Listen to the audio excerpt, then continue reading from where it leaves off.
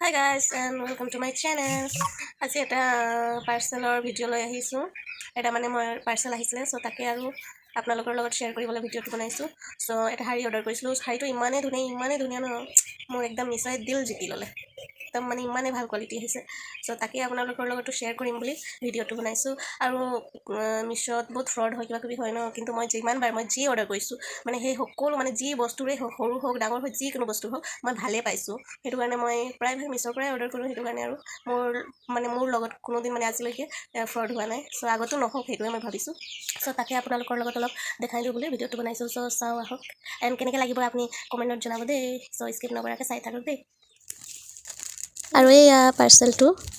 চ' আজি আপোনালোকৰ লগত মানে মই লাইভ আনবক্সিং শ্বেয়াৰ কৰিছোঁ।